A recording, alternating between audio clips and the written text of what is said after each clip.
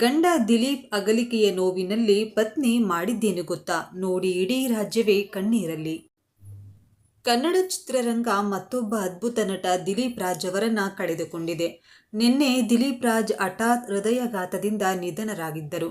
ಇದು ಕನ್ನಡ ಚಿತ್ರರಂಗಕ್ಕೆ ದೊಡ್ಡ ಶಾಕ್. ಫಿಟ್ ಆಗಿದ್ದ ದಿಲೀಪ್ ರಾಜ್ ದಿಢೀರನೆ ಹೀಗೆ ಹೃದಯಾಘಾತಕ್ಕೆ ಬಲಿಯಾಗಿದ್ದನ್ನ ಚಿತ್ರರಂಗ ಹಾಗೂ ಕಿರುತೆರೆ ಮಂದಿ ಸಹಿಸಿಕೊಳ್ಳುತ್ತಿಲ್ಲ.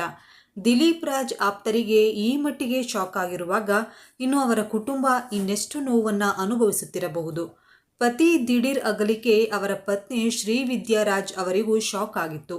ಪತಿಯ ಮೃತದೇಹದ ಮುಂದೆ ಅವರ ಕಣ್ಣೀರು ಮುಗಿಲು ಮುಟ್ಟಿತ್ತು. ದಿಲೀಪ್ ರಾಜ್ ಮುಂದೆ ಗೋಳಾಡುತ್ತಿರುವ ದೃಶ್ಯ ಎಂತಹವರ ಕಣ್ಣನ್ನ ಒದ್ದೆಯಾಗಿಸಿತ್ತು. ಪತಿ ದಿಲೀಪ್ ರಾಜ್ ಅಗಲಿಕೆ ನೋವಿನಲ್ಲಿಯೇ ಪತ್ನಿ ಶ್ರೀವಿದ್ಯಾ ರಾಜ್ ಅವರ ಮದುವೆ ಫೋಟೋಗಳನ್ನು ಶೇರ್ ಮಾಡಿಕೊಂಡಿದ್ದಾರೆ. ತನ್ನ ಇನ್ಸ್ಟಾಗ್ರಾಮ್ ಖಾತೆಯಲ್ಲಿ ಮದುವೆಯ ಫೋಟೋಗಳನ್ನು ಹಂಚಿಕೊಂಡಿದ್ದಾರೆ. ದಿಲೀಪ್ ರಾಜ್ ದಿಢೀರ್ ಅಗಲಿಕೆಯನ್ನ ಅವರ ಪತ್ನಿಗೆ ತಡೆದುಕೊಳ್ಳೋದಕ್ಕೆ ಆಗ್ತಾ ಇಲ್ಲ.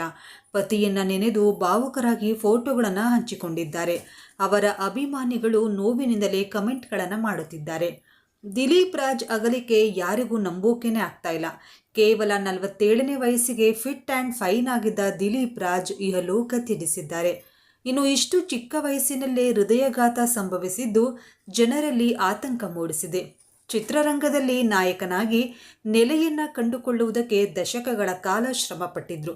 ಆದರೆ ಸಿನಿಮಾಗಳಲ್ಲಿ ನಾಯಕನಾಗಿ ಯಶಸ್ಸು ಕಾಣದೇ ಹೋದರೂ ಕಿರುತೆರೆಯಲ್ಲಿ ನಿರ್ಮಾಪಕರಾಗಿಯೂ ಕೂಡ ಗೆದ್ದಿದ್ದರು.